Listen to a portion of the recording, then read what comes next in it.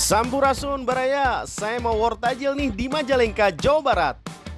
Tapi kali ini saya nggak sendirian Skit Lovers. Ada teteh-teteh selegram cantik, mojang asli Majalengka. Pasti warga Majalengka sudah pada kenal kan? Wah, ini kita lagi ada di mana nih? Alun-alun Majalengka. Lagi di Pasar Mambo. Pasar Mambo, wah, dapat es mambo ya kan? Berburu ubur-ubur, ubur-ubur. Nah, di sini kita mau jualan apa ya? Pak, dibeli samyang rollnya cuma 15.000 isi 5. Berapa ini? Ini 15.000 isi 5. 15.000. Ya, Tahitinya ini 7.000. Salam aja.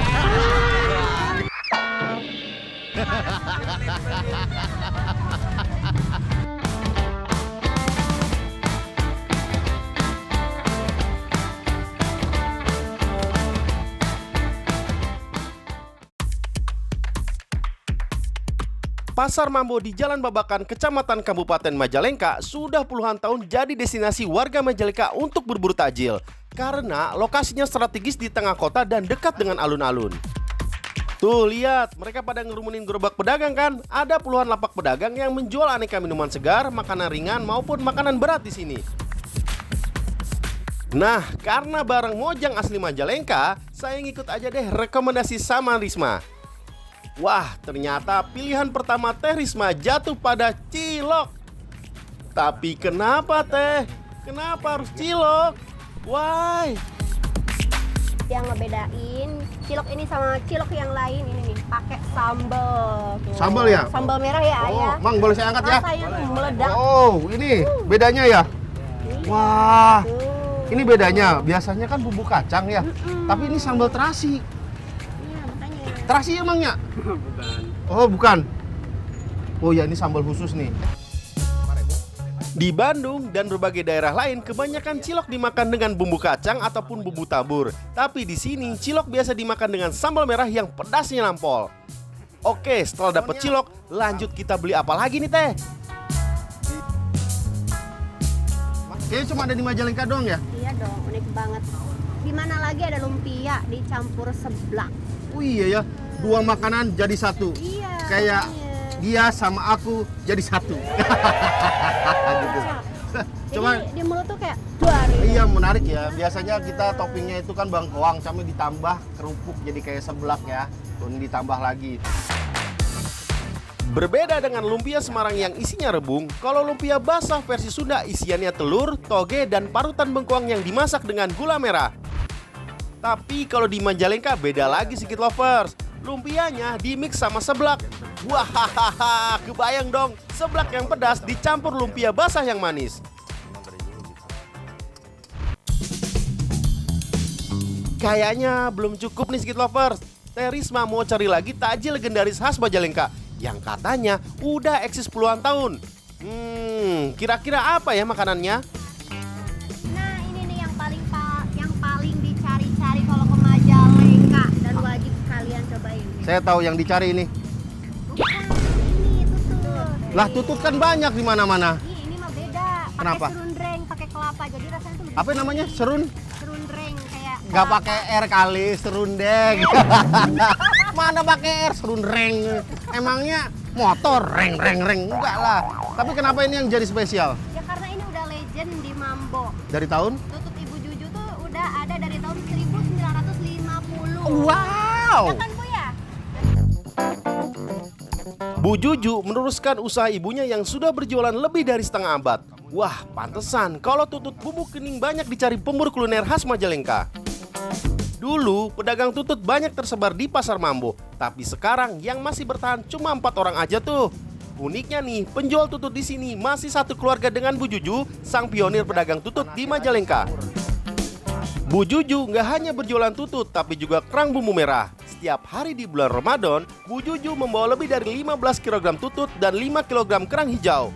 Hebatnya lagi, semua selalu habis loh. Oke, kalau gitu, cus deh bungkus daripada kehabisan.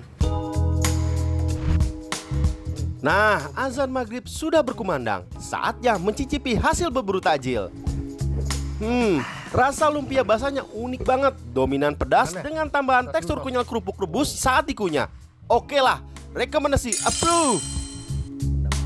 Kalau cilok sudah pasti enak ya. Ini juga saya suka, terutama isian gaji atau tetelannya. Duh, jadi lupa nih sama kolesterol. Orang Majalengka emang doyan pedas nih, jadi cilok pun dimakan dengan sambal merah. Nah, terakhir baru deh tututnya. Wah, ternyata emang seenak itu Secret Lovers. Rasanya lebih gurih karena ada tambahan serundengnya. Dan yang bikin nagih itu bumbunya meresap sampai ke daging tututnya loh. Gak bisa nih, kalau caranya gini. Saya harus tahu gimana caranya mengolah tutut bumbu kuning khas Majalengka. Gimana Pep, hasil war takjil hari ini paling enak yang mana? Hasil perang ya. Nah, hasil perang berburu takjil nih. Kalau menurut saya yang enak itu adalah ini. Karena ini tututnya beda dari yang lain. Biasanya kalau tutut hanya bumbu kuning aja, bumbu kunyit sama bumbu cabai. Tapi kalau ini ada kelapanya, serundeng, itu yang bikin gurih, itu yang paling enak. Karena ini tadi kelapa, parutan kelapa itu yang bikin gurih gitu. Terus ada 2 varian, ada pedas sama yang nggak pedas. Oke, nanti saya ajak Krisma untuk buat tutut langsung ke tempat pembuatannya. Masih di Majalengka kok. Oke, kita mau ke sana ya? Mau dong, kapan? Habis taraweh. Nantilah besoknya ya. Lokasi pembuatan tutut Bu Juju ada di daerah Cicurug, Kota Majalengka. Oh iya, sebelum ada permukiman padat penduduk seperti sekarang, daerah ini dulunya banyak sawah Secret Lovers. Jadi nggak heran kalau warga sini banyak yang berprofesi sebagai pencari dan pengolah tutut, termasuk Pak Dahlan dan Bu Juju istrinya. Nah, tutut yang baru datang langsung dipotong bagian ujungnya. Orang Majalengka menyebut proses ini netrek. Berapa kilo? Coba bisa nggak moto netrek tutut ini? Mana hasilnya? Waduh, kalau yang begini sih namanya ngerugiin tukang tutut. Risma lihat tuh bentuknya, harusnya dipotong ujungnya aja nih kayak gini nih. Jadi dipotong ujungnya aja, bukan dirosakin cangkangnya, repot. Bagian ujung tutut yang lancip wajib dipotong Secret Lovers supaya dagingnya mudah dikeluarkan. Selain itu, bagian ini sering mengandung kotoran atau sisa makanan yang menyebabkan rasa pahit. Lubang di belakang tutut juga membantu proses peresapan bumbu ke dalam daging tututnya. Wih, walaupun sudah lansia, dalam sehari Pak Dahlan bisa netrek 10-15 kg tutut loh. Wow!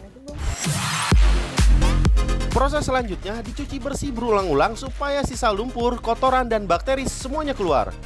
Proses pembersihan dan perendaman tutut sehari semalam sangat penting untuk menghilangkan lendir, bau amis, dan rasa pahit di masakannya nanti. Juga sekaligus melunakkan daging tututnya tuh. Memasak tutut memang harus ekstra hati-hati karena hidup di perarian kotor, tutut berpotensi mengandung parasit dan bakteri yang dapat menyebabkan gangguan kesehatan seperti mual, muntah, diare, dan demam. Rahasia penghilang bau amis dan bau lumpur pada tutut saat direbus adalah bumbunya. Ini direbus berapa lama, Pep? Berapa lama? Selama hidup aku ya. Enggak, jadi kalau tutut ini direbus itu sekitar 3 jam sampai 4 jam tergantung banyaknya tututnya. Di sini, menumbuk bumbu kuning menggunakan alu batu untuk menjaga teksturnya tetap kasar. Kuncian anti amis rupanya adalah kunyit dan lengkuas. Cuman Pak, ini numbuk sampai kapan ya? Sampai saya berotot nggak? Ya. Soalnya ini pegal juga loh untuk ini ya. Ya, lumayan juga. Lumayan. Tapi Bapak Lama. udah lama numbuk ini berotot nggak? Ya, enggak. Coba gini Pak. Enggak. Coba gini Pak. Enggak. Enggak. Ya udah pulang enggak, saya enggak mau.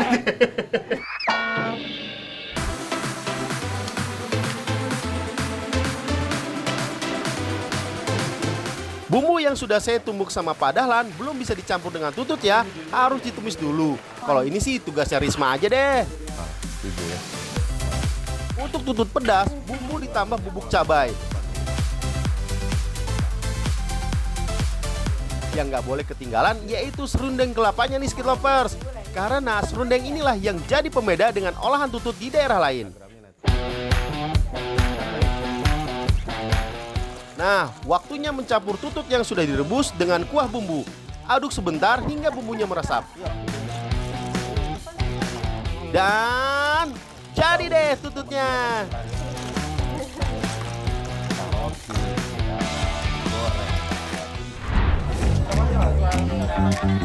Secret Lovers, siapa di sini yang ngabuburitnya harus wartakjil? Ayo angkat tangan. Eits, kalau wartakjil di Banjarmasin, Kalimantan Selatan, nggak perlu war-waran segala deh. Soalnya, di Taman Siring Kilometer 0 Banjarmasin, ada pasar yang menjual berbagai jenis kue dan aneka takjil menjelang buka puasa.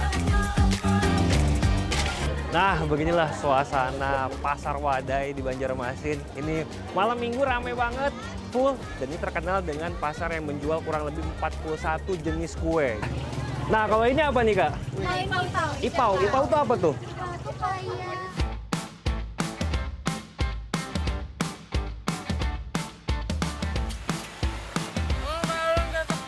Yap, namanya Pasar Wadai. Dalam bahasa Banjar, wadai berarti kue. Jadi, Pasar Wadai adalah pasar kue ya, yang dijajakan oleh ratusan pedagang. Bagi warga Banjarmasin, belum lengkap kalau saat bulan Ramadan nggak mampir ke pasar yang berlokasi di Taman Siring Kilometer 0, persis di depan kantor gubernur. Lihat tuh Secret Lovers, begitu menjelang buka puasa, kawasan ini langsung berubah jadi lautan manusia. Hanya ada di bulan Ramadan, Pasar Wadai Banjarmasin ibarat surga takjilnya orang Banjar. Lengkap dengan warna-warni kue tradisional yang bikin mata berbinar dan perut tambah keroncongan. Mas Suna sudah 17 tahun berjualan di Pasar Wadai. Dalam sehari, ia menjual 200 piece kue khas Banjar. Ada berapa kue sih Bu? Ini banyak banget ya. Banyak. Seperti saya kan saya nggak tahu nih ya kuenya apa aja namanya. Putri Selat. Putri apa? Ini Putri Selat. Putri Selat. Oke, Iya. ini Putri Selat. Iya. Terus apa aja Bu? Sari India. Sari India, tapi mirip-mirip ya. Iya.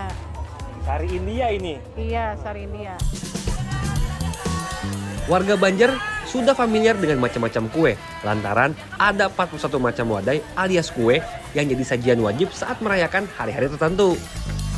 Seperti pernikahan hingga acara adat. Hal ini sudah menjadi tradisi sejak zaman Kerajaan Banjar pada abad ke-16. Dulu, 41 macam kue ini hanya disajikan untuk kerajaan dan bangsawan Kesultanan Banjar. Tapi sekarang sudah diwariskan meluas dan menjadi sajian masyarakat umum. Di antara banyaknya kue khas Banjar, ada satu yang menarik perhatian saya. Sekilas sih kayak lasanyanya khas Italia, Secret Lovers. Nah, kalau ini apa nih, Kak? nah, ipau. Ipau. Ipau itu apa tuh? Ipau itu kayak ini ada wortel, Hah? ada ayam, santan-santan gitu. Oh, pakai santan. Oh, oke. Isinya apa aja, boleh dibuka nggak? Isinya tuh kayak risoles tapi nggak pakai ngadit gitu. Kayak risoles ya. Isinya tuh ada wortel, kentang. Oke. Mau coba? Saya penasaran sih mau coba. Boleh deh satu juga. Waduh, jadi bingung nih mau beli apa aja ya. Habis banyak banget kuenya. Mana semua tampilannya menggoda banget lagi. Takut lapar mata nih, yang ada malah kemakan. Kan sayang ya Secret Lovers. Ini saya sudah beli bukaan nih buat buka puasa nih. Berbagai macam jenis kue khas Banjar nih. Ada ipau nih, lasanyanya khas Banjar. Ada yang warna-warni nih kue bolu. Terus juga ada Putri Keraton. Ini dari aromanya sih enak banget. Saya mau coba ini buka puasa pakai kue khas Banjar. Let's go. Dalam sehari, pengunjung Pasar Wadai Banjarmasin bisa mencapai puluhan ribu orang loh. Bahkan, total perputaran ekonomi di pasar ini bisa mencapai 5 miliar tuh. Wow! Angka ini dihitung berdasarkan rata-rata transaksi harian pedagang yang dikalikan dengan jumlah lapak serta estimasi jumlah pengunjung setiap malam. Wah, nggak kerasa. Waktu berbuka puasa udah tiba nih. Saatnya menikmati kue-kue khas Banjarmasin ini ya. Oh my god, ternyata emang semuanya enak-enak. Cuma rata-rata manis semua nih kuenya. Hanya satu kue yang terasa gurih nih Secret Lovers. Apalagi kalau bukan wadai ipau alias lasanya khas Banjar ini. Wadai ipau berakar dari kuliner komunitas Arab di kampung Antasan Kecil Barat. Kue tradisional ini diakui sebagai warisan kuliner khas Banjarmasin dan sangat populer sebagai menu takjil di bulan Ramadan. Nama ipau konon diambil dari nama pembuat ipau pertama di Banjarmasin yang berasal dari kampung Arab. Namun, ipau juga kerap disangkut pautkan dengan bahasa Arab yaitu uhu yang memiliki arti diiris atau dipotong. Ipau sendiri berbahan dasar tepung terigu yang dipanggang atau dipanaskan. Nah, ini cukup unik ya untuk manasnya atau manggang si kulitnya ini. Jadi setelah dicampur terigu sama susu, dipanggang itu di atas si teflonnya nih, bukan di bagian dalamnya. Karena ini untuk mempermudah dan juga biar tekstur kulit itu sama ukurannya. Karena kalau dibalikin di dalamnya tuh tebal, jadi nggak sama rata dan mempersulit ketika nanti diangkatnya. Ini kan gampang nih ya. Kita angkat udah matang, ini cukup sebentar aja. Diangkat, langsung dibanting. Nah, simple banget. Lanjut kita bikin lagi. Setelah kulit ipau mengering, diisi dengan wortel, kentang, dan suiran ayam, serta ditambahkan bumbu kari. Oh iya, ada 2 jenis ipau, yaitu ipau basah dan ipau kering. Kalau ipau basah, ipau yang sudah diisi dengan berbagai sayuran dan suiran ayam. Akan disiram dengan saus yang berisi santan kental, creamer, mentega, dan susu. Kalau ipau kering, biasanya ditaburi daun seledri dan bawang goreng. Dan santan sebagai saus siramannya disajikan secara terpisah. Peminatnya berkurang. Jadi di khusus Ramadan aja diredikan. Kalau Ramadan sebatas 200 pieces aja karena nggak berani jual banyak-banyak, kan ini nggak bisa disimpan lama. Oh, Iya. berarti ini untuk Ketahanan 7 jam aja karena basah. 1 cup wadah ipau biasanya berisi 4 piece dan dibanderol seharga Rp20.000. Wadah ipau milik Hestiani biasanya dijual langsung di toko miliknya atau dibeli para reseller Yakin nggak apa-apa? yang menjualnya lagi di pasar Wadai. Tapi tak hanya wadah ipau saja yang diproduksi oleh Hestiani. Ada juga wadai putri keraton khas Banjarmasin dan juga kue bolu basah.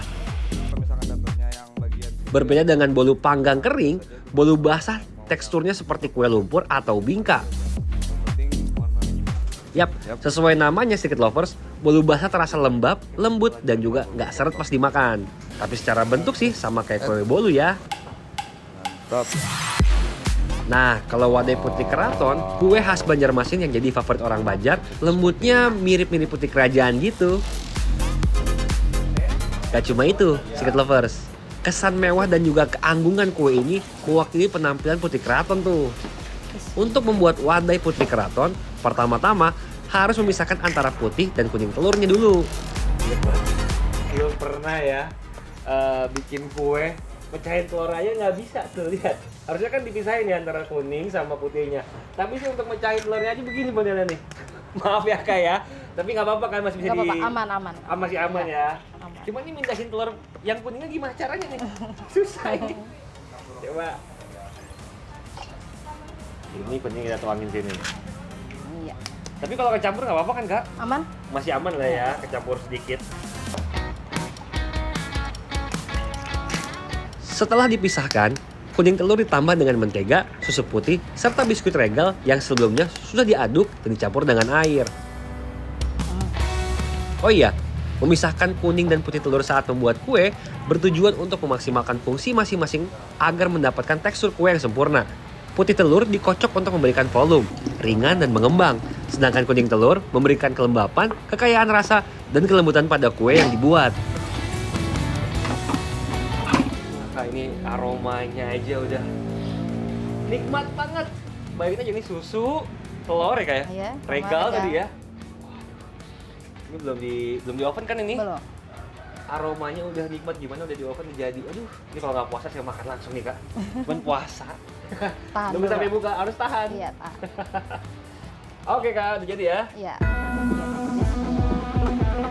Setelah tercampur semua, adonan wadai putri keraton langsung di oven selama kurang lebih 40 menit. Kalau lebih, nanti bisa gosong loh. Panas ya Kak? Panas banget. Sampai atas api bawah.